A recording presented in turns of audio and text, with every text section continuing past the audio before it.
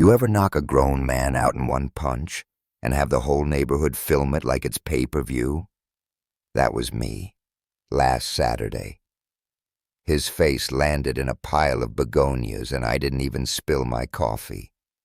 But rewind 3 weeks, and I didn't even know these people's names.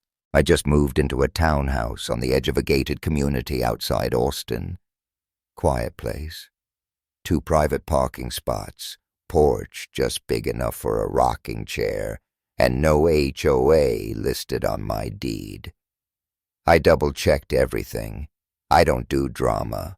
I unpacked, hung up my heavy bag in the garage, planted some jasmine along the fence. Life was good, until she showed up. Her name was Linda Monroe. Short blonde bob sprayed stiff like it was afraid of wind. Pink tracksuit 2 decades too late, and that air, like she thought she ran the whole block. I was setting up patio furniture when she strutted over, arms folded like she was inspecting a crime scene. "You must be Marcus," she said, voice dripping with that sugar syrup fake friendliness. "We like to keep things orderly here." I smiled and nodded. Got it. That should have been it. A weird neighbor moment, nothing more. But Linda wasn't looking for neighbors. She wanted subjects. And I guess she picked me to test. Next morning, I found her parked at the edge of my driveway, arms crossed again. This time, she was eyeing my truck. "You've got 2 parking spots?" she asked, already knowing the answer. "I do," I replied.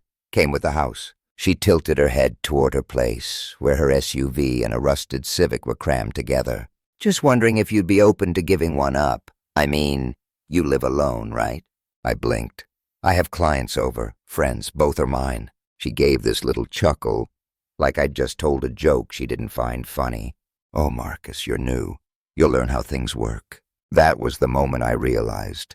This wasn't a request. It was a move, a test. She wanted to see if I'd fold.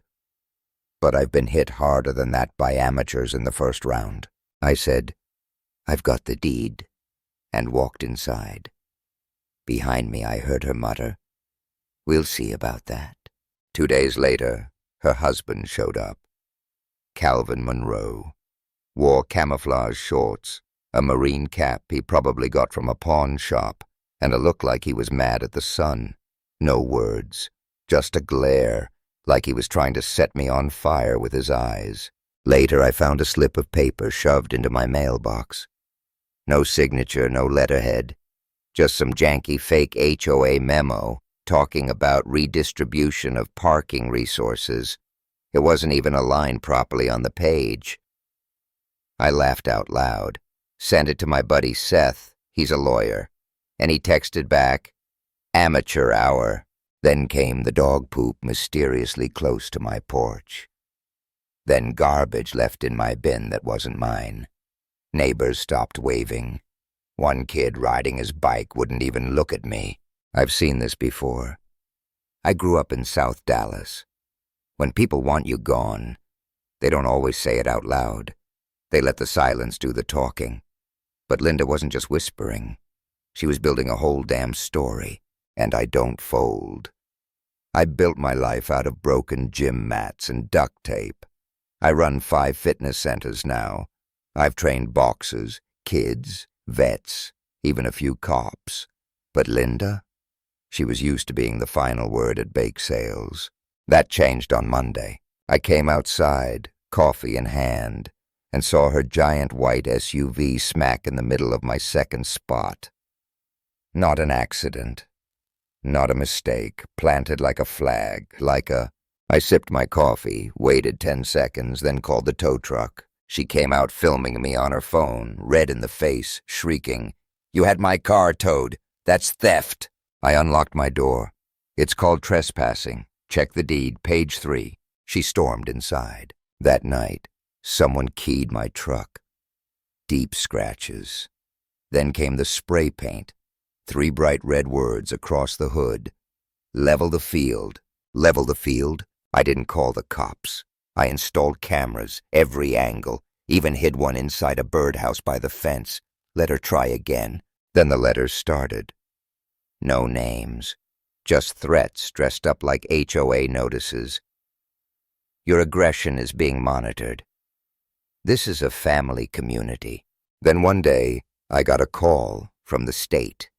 A complaint had been filed against my gym, accused me of unsafe training conditions, and wait for it, being a violent felon. My stomach dropped. That past, I'd buried it deep. One bar fight when I was 19, 2 years in a correctional facility. I'd paid for it, rebuilt from it, but now it was back. Printed in bold, slapped on flyers, duct taped to mailboxes around the block. My face, my gym logo, and a line that read, "Would you trust this man with your child?" I didn't scream. I didn't punch a wall.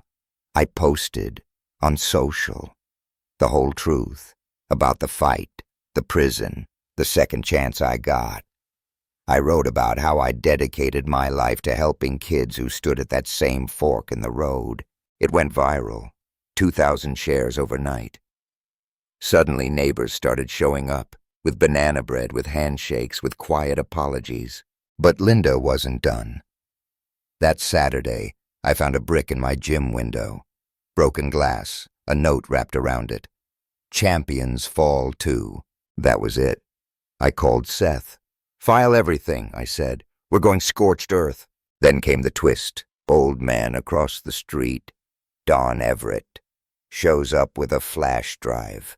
Vietnam vet, barely talks. But he'd had it with Linda, too. Turns out his security camera caught her and Calvin in their backyard. Her voice, crystal clear. "You push him till he snaps. Then we make him look dangerous. He'll leave. They always leave." That night, we filed a civil suit. Harassment, defamation, property damage, conspiracy. 5 names on the paperwork. Linda, Calvin, and 3 of her HOA buddies who helped with fake letters and fake complaints. That Sunday morning was supposed to be quiet. But nope. Calvin comes stomping down my driveway, smelling like whiskey and bad choices.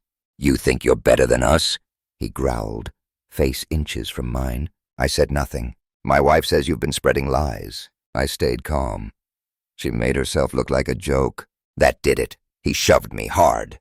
"Touch me again," I said, steady, "and you won't be walking home." He swung, wild and slow. I ducked, caught his arm, turned him, and then, right hook, his knees folded. He crashed into Linda's flower bed like a sack of wet laundry. Phones were out, at least 3. One guy across the street yelled, "World star!" Linda came running, screaming, "Call the police! He attacked my husband!" I held up my phone. "Maybe check the camera footage first." Cops showed up fast. I played the footage from my porch cam. Calvin approaching, pushing, swinging, then eating mulch. "Want to press charges?" the officer asked. "Not yet," I said, "but I want every second on record." 2 days later, a detective called. "We're opening an investigation into conspiracy, harassment, and fraud." The courthouse. Packed. Reporters. Neighbors pretending to read papers but watching everything. Linda wore pearls. Calvin looked like he'd slept in a suit 2 sizes too small. Seth laid it out clean. Played the backyard footage. Showed the flyers. Proved the printer was hers. The tape matched what was found in her garage. Even the HOA president testified the letter she'd faked was completely fabricated. Linda cracked on the stand. "He's a criminal!" she shouted. "And who told your husband to confront him?" Seth asked. She opened her mouth, then shut it. Verdict guilty on all counts. Linda, restraining order, $110K in damages, reputation in ashes. Calvin, handcuffed in court, 2 years for assault and violating probation. As the bailiff snapped the cuffs, I just sipped my coffee. Cold. Perfect. "So, what would you do if you were me?"